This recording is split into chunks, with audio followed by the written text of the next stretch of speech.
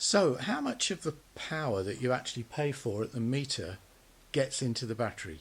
And that's a good question. So, welcome to e-Niro Diaries Encore on the 25th of July. And tomorrow I'm driving over to La Rochelle to pick up Mrs. e-Niro. She doesn't normally fly back to that airport, but that was the most convenient flight for her. She's been in the UK for a couple of days. And so I thought, yeah, we'll charge to 100%. We'll have a night in La Rochelle and a day on the beach on Wednesday. So yeah, today's Monday. So I thought this is a good opportunity, and it just so happens that the car is at 50% exactly. So I know I've got another 50% to put in. It should be 32 kilowatts going into the car to get it to 100%. Now I've taken my meter reading, and of course I know it's complicated by the fact that the house is using power as well, and my solar panels are producing power. But I can measure that as well, how much power my solar panels are producing, and I know pretty much what the house uses. It's 4 o'clock in the afternoon now. I'll be unplugging again at about 9:30, 10 in the morning when it's got to 100%. So we'll have a look again at all the readings, and we'll also so I know pretty much what the house uses overnight. So we'll come back and see.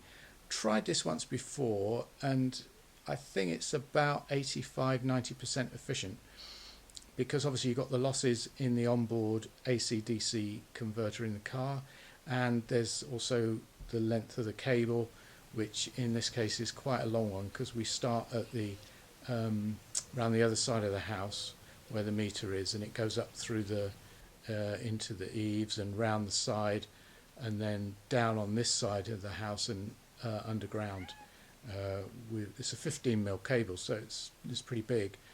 It's plenty big enough to take a 7 kilowatt charger, but I don't do that. There we are, look, it's just a standard plug using the granny cable. Anyway, we'll see how we go and come back tomorrow and have another look. So here we are, the following day. I've unplugged the car, it's at 100%, and we know exactly, because it started at 50%, so the maximum I will be able to put in the battery is 32 kilowatts.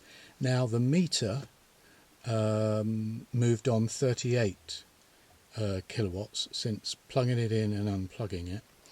But of course I know the house is also using power, and I've also been generating electricity from the solar panels, which I made a reading of when I plugged the car in, and I've just taken the reading again when I've unplugged it.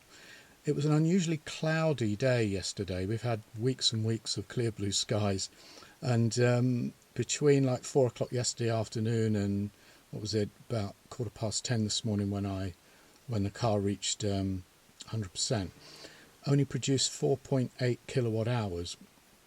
It's normally doing more like seven or 8 in that time, because I've now got 3 south-facing solar panels on the wall of the barn, and they really generate quite a lot between about, well, all the way up till 7 or 8 in the evening now.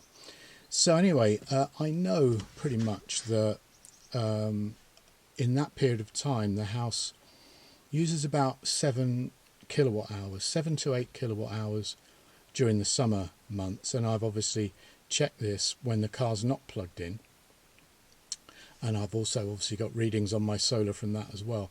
So the solar I generated wouldn't quite cancel out what the house used, and I've calculated the difference is about 2.5 kilowatt hours.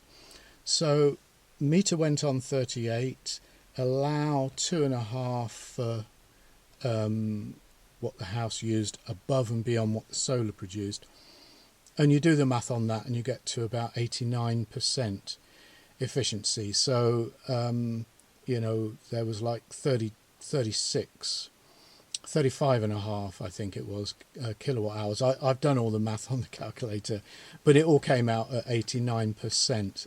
So it's 89% of the electricity that you're using actually gets into the battery. Maybe that's not very scientific, but it's the best I can do, and it seems to fit in pretty well with what other people have found, where they've been able to measure it with, properly, and isolate the house, and so that there's no other power being used off of the meter. Anyway, hope you found that interesting. Heading off to the coast now for a couple of days, and until the next time.